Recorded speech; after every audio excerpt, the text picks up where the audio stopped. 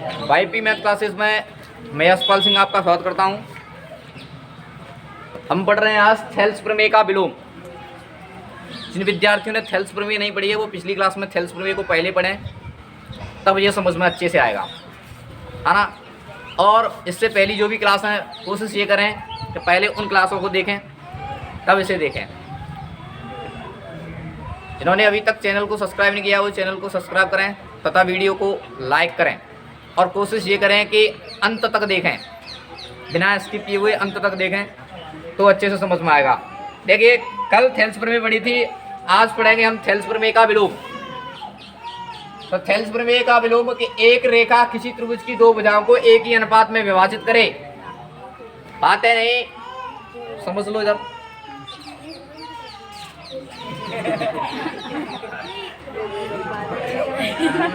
एक त्रिभुज है कोई एबीसी, क्या हो गया?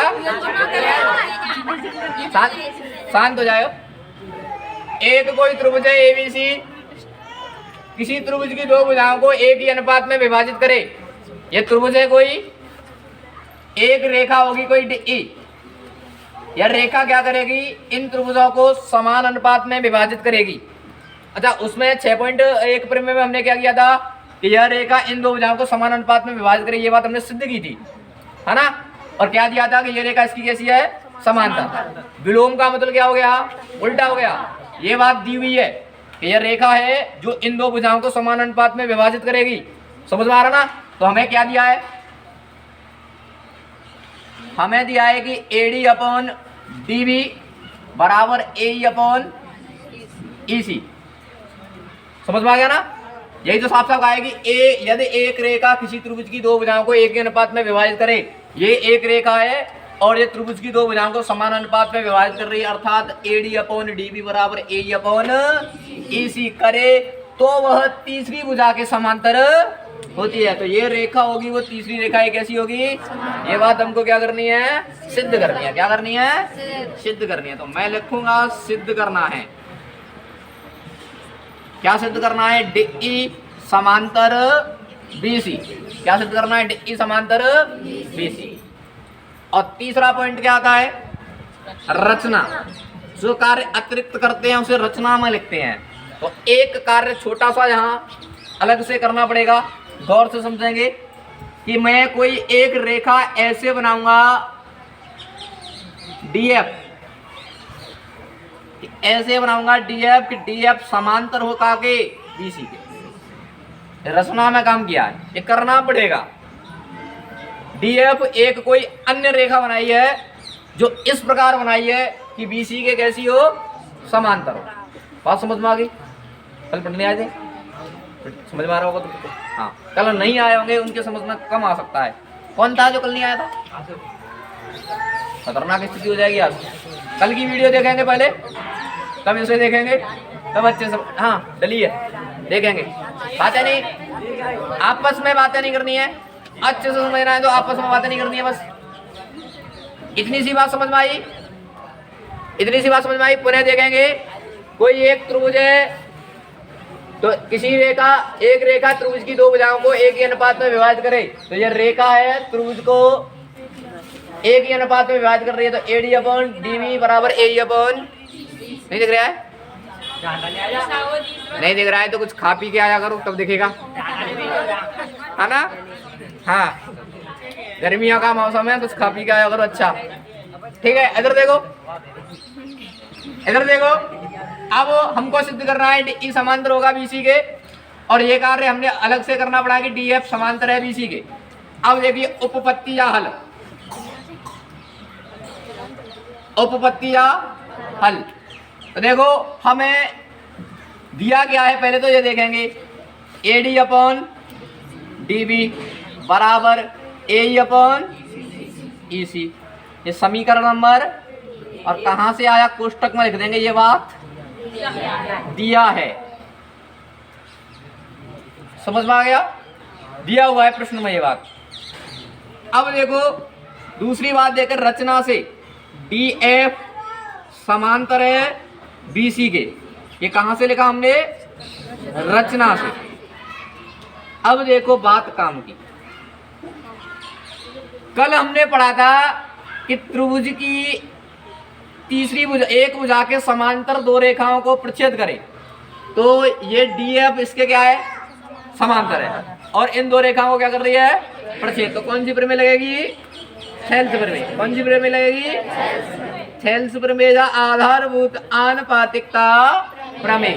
तो देखिए हमें पता है डीएफ समांतर है बीसी के, तो ये डीएफ रेखा क्या करेगी, इन दो रेखाओं को समान अनुपात में विभाजित करेगी, ये तो करेगी।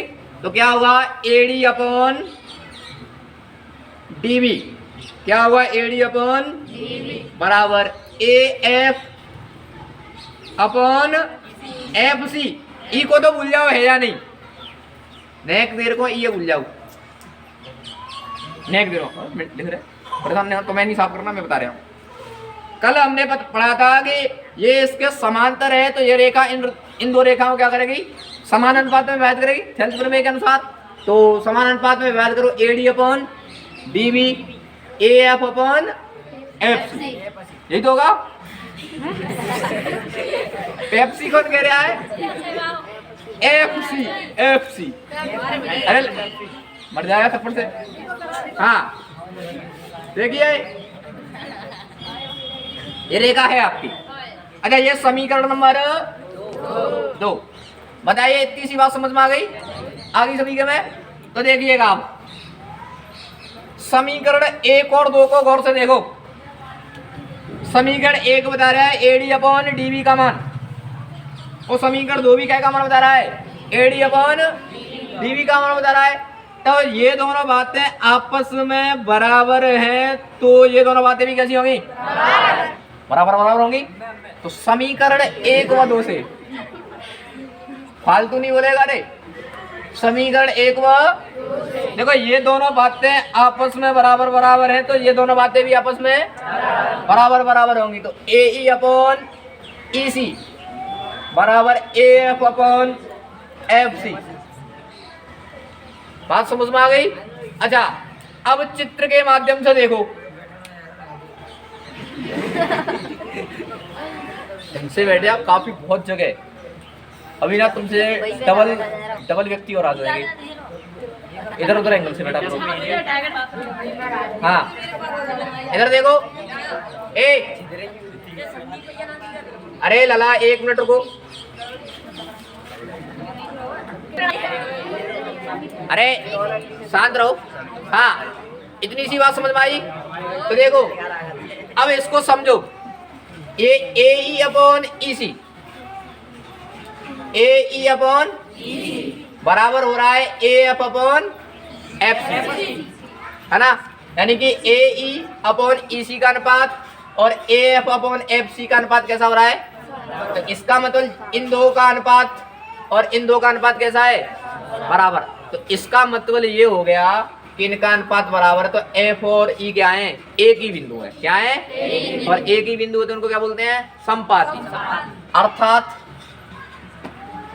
अर्थात एफ व ई समपाती बिंदु है। कैसे बिंदु है, समपाती बिंदु है। समझ में नहीं आया, देखो देखो देखो, ए ई अपॉन ई सी ये बात, यानी इन दोनों का अनुपात, और A F upon F C, यानी कि अनुपात दोनों का कैसा रहा है, अनुपात समान कब आएगा, तब दोनों की लंबाइयां कैसी होंगी, आपस में समान समान होंगी। तो दोनों यानी कि समान होंगी, तो इसका मतलब हो गया ये एफ है ना, वो ई के स्थान पर ही होगा, तभी तो बराबर बराबर बन जाएगा। और एफ ई के स्थान पर हो गया, तो फिर वही तो बात लिखी है, अर्थात एफ व ई कैसे है, समपाती। और हमने रचना से माना था कि डी एफ समांतर है काई के, डी सी के। देखो ये माना था रचना में कि डी एफ समांतर है बी सी के। ये बात कहाँ से लिखी थी हमने, रचना से लिखी थी। अच्छा ये बात लिखी थी डी एफ समांतर बी सी के है, और बात ये निकल के आ रही है कि एफ और ई बिंदु क्या है, एक ही है। अच्छा जहाँ एफ और ई को एक ही करेंगे तो डी एफ समांतर है बी सी के, तो डी ई भी समांतर काय के होगा, बी सी के, तो डी ई समांतर होगा काय के, बी सी के। इत सिद्धम, इत सिद्धम लिखो। हाँ एक बार और बताएंगे, देखो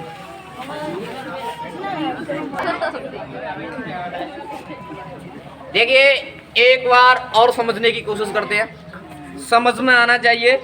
देखिए प्रारंभ से परेशान मत किया करो, शांत हो जाया करो। हाँ, एक रेखा किसी त्रिभुज की दो भुजाओं को एक ही अनुपात में विभाजित करे। ये कोई त्रिभुज है और DE रेखा है, वो इस त्रिभुज को दो DE रेखा है, वो इन दो रेखाओं को समान अनुपात में विभाजित कर रही है। तो AD/DB बराबर AE/EC, ये बात हमें दी हुई है। तो वह तीसरी भुजा के समांतर होगी। तो हमें सिद्ध करना है कि DE होगा वो BC का कैसा होगा, समांतर। इसमें एक कार्य अतिरिक्त करना पड़ेगा, कोई एक अन्य रेखा मानेंगे DF जो काहे के समांतर हो, BC। ठीक है, अच्छा BC के समांतर हो। तो उपपत्ति में ये बात हमें दी हुई है, ये बात रचना में है। कल हमने पढ़ा था अलजेब्रा में कि कोई रेखा किसी के समांतर हो, तीसरी रेखा के समांतर हो और दो रेखाओं को क्या करे, प्रच्छेद करे। तो ये रेखा इसके कैसी है, समांतर, और इन दो रेखाओं को प्रच्छेद कर रही है। तो थेल्स प्रमेय के अकॉर्डिंग ये रेखा DF होगी, ये समांतर है। तो इन दो रेखाओं को क्या करेगी, समान अनुपात में विभाजित, AD/DB बराबर AF/FC। समीकरण नंबर 2। समीकरण 1 और 2 को हमने गौर से देखा, तो ये भी AD/DB का मान बता रहा है और ये भी अब AD/DB का मान। तब ये दोनों बातें बराबर हैं, तो ये दोनों बातें भी कैसी होंगी, बराबर। ये लिखा। अच्छा, इसको देखने के बाद मैंने कहा कि AE/EC कहूँ या AF/FC कहूँ, तो निकल के आ रहा है कि F और E संपाती बिंदु होंगे। ये बात आपकी समझ में नहीं आ रहा है, चलो नहीं आ रहा है तो मत आने दो, जबरदस्ती नहीं करना है। अरे परेशान क्यों हो रहे हैं, परेशान नहीं होने का, लिख लिया तो को बड़ी बात ना, साफ हो जाओ, डायरेक्ट समझ ले या फिर ऐसे करके समझ लो। देखो इतनी सी बात समझ में आई है, बस यही बात है ना, इतनी सी लिखी है, परेशान होने की आवश्यकता नहीं है। देखिए अब दोनों पक्षों में एक जोड़ने पर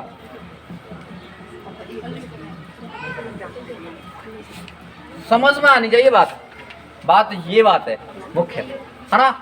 तो AE/EC प्लस 1 AF/FC प्लस 1, बात समझ में आ गई?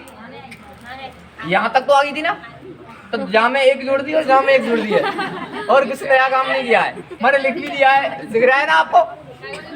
अच्छा, ये इसलिए जुड़ा है कि अभी हल सिद्ध करना है प्रश्न, है ना। हाँ रुको रुको, अभी हल समझ में आएगा क्यों जुड़ा। हाँ रुको, EC LCM आ जाएगा, EC से EC कट जाएगी एक बार, और एक का गुणा AE से करेंगे तो प्लस, इसके नीचे उसने तो कार्य लिखेंगे एक, कितनी बार जाएगा, EC बार, और EC का 1 से गुणा करेंगे तो यहाँ FC LCM आएगा, FC से FC एक बार, और एक का AF से करोगे तो प्लस, इसके नीचे उसने तो एक FC बार, और FC का 1 से करोगे तो। अच्छा, अब चित्र के अकॉर्डिंग देखो, AE/EC क्या बन जाएगा पूरा, AC/EC। अच्छा, अब और देखो AF प्लस FC क्या बन जाएगा पूरा, AC/FC। तो देखो AC से AC कट जाएगा, क्या हो जाएगा, क्या बचेगा, एक बार कटेगा, कितनी बार कटेगा, EC का 1 से गुणा करेंगे तो EC, और FC का 1 से गुणा करेंगे तो FC। अच्छा, यहाँ BC गणित नहीं चल रहा है कि C से C काट दो, बराबर बराबर पक्षों में बराबर बराबर बातें होती हैं। ये रेखा है ना, जिसको हमने नामांकन के लिए किया है, रेखा है ना, बीजीय व्यंजक नहीं है। अच्छा इधर देखो, अरे एक मिनट रुको, अरे लला रुक जा, इधर देखो। अब चित्र के माध्यम से अब देखो, अब बात समझ में आएगी। EC और FC का मान कैसा है, बराबर। अब देखो इधर, मैं कहूँ EC और FC का मान बराबर है, ऐसा कब संभव है बताइए। EC और FC का मान बराबर है, ऐसा तब संभव है जब E और F का मान कैसा होगा, संपाती। कैसा होगा, संपाती। यह तभी संभव है। देखो ईसी और एफसी यह तभी संभव है, यह तभी संभव है जब ई व एफ संपाती हो। कैसे हो? क्योंकि ईसी का मान और एफसी का मान बराबर बराबर है, तो ये बात तभी संभव होगी कि ई और एफ कैसे हो। अच्छा, ई और एफ संपाती है, तो देखो एफ कहाँ आ गया, यानी कि ई के स्थान पर। तो हमने डी एफ समांतर माना था बीसी को, डी एफ समांतर माना बीसी को, तो डी एफ है वो ई के ऊपर आ गया। एक ही बात होगी ना, संपाती का मतलब एक ही बात होगी। तो डी ई भी समांतर होगा काहे के, डी ई समांतर होगा बीसी के। ये बात लिख देंगे, रचना से थी और ये बात हमें सिद्ध करनी थी, आपका सिद्ध हो गया है इति सिद्धम। अब बात समझ में आ गई? तो समझ में आई है तो लिख लो, और वीडियो को देखने वाले वीडियो को लाइक जरूर करें। देखिए एग्जाम्पल नंबर 1 में चित्र दिया हुआ है आपको, नहीं सॉरी चित्र नहीं दिया है, क्या कहा है, यदि कोई त्रिभुज, यदि कोई रेखा एक त्रिभुज एबीसी की भुजा एबी और एसी को, कोई एक त्रिभुज है जिसकी भुजा एबी और एसी को क्रमशः डी और ई पर प्रच्छेद करे, यानी कि एबी को तो डी पर और एसी को ई पर प्रच्छेद करे, तथा बीसी भुजा के समांतर हो और बीसी के कैसी हो, अर्थात बीसी समांतर क्या हो गया, डी ई। तो सिद्ध कीजिएगा, ये बात है एडी अपॉन एबी बराबर ए अपॉन एसी। तो देखिए उपपत्ति जाल में,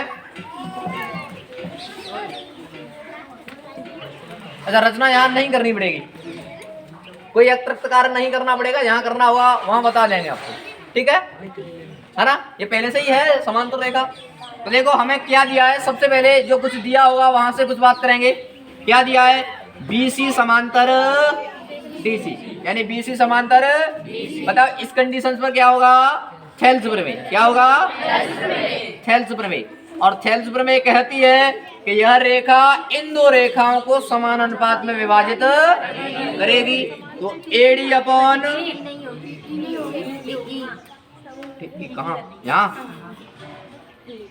बस, हाँ ऊपर कहाँ, यहाँ, अच्छा शांत हो जाएंगे।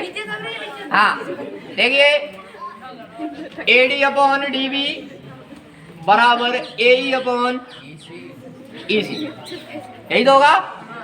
हेल्स प्रमेय के अकॉर्डिंग एडी अपॉन डीबी बराबर ए अपॉन ईसी होगा, जबकि हमें हकीकत में करना क्या है, एडी अपॉन एबी, ए अपॉन एबी और एसी लेके आना है।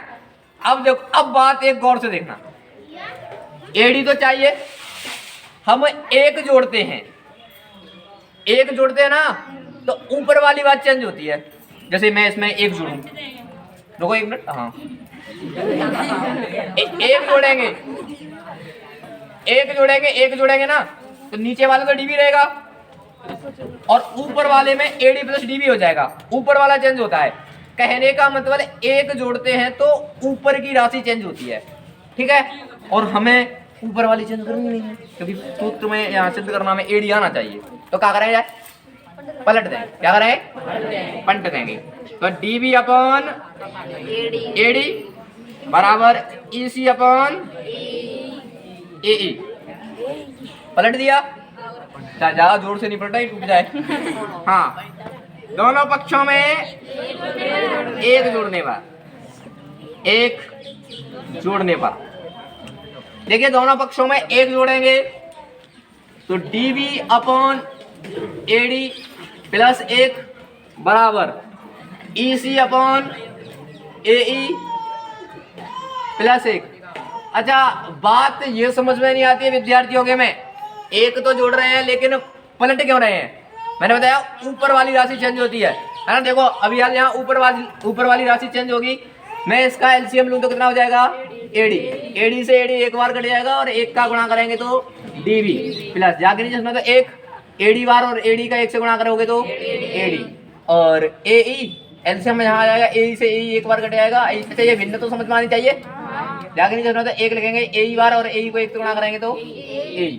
अच्छा देखो D B plus A D क्या हो जाएगा पूरा ए बी हो जाएगा। क्या हो जाएगा A B upon A D बराबर। अच्छा ई सी प्लस ए क्या हो जाएगा ए सी अपॉन ए। जबकि हमें सिद्ध नहीं करना है फिर क्या करेंगे, फिर इसको पलट देंगे क्योंकि A D upon A B बराबर ए ई अपॉन ए सी। हाँ इति सिद्धम। अच्छा एक बार अभी रुको भी लिखने से पहले। अच्छा मैंने कहा था ऊपर वाली राशि चेंज होती है, तो देखो ऊपर वाली राशि चेंज हुई है इसीलिए पलटा। अच्छा ध्यान रखना आज के बाद प्रश्न में हम कल भी बताया था मैंने आवश्यकता के अकॉर्डिंग कैसे भी अनुपात लिख सकते हैं, है ना। तो प्रश्न करते समय डायरेक्ट लिया करेंगे। लिख लो अब इसको।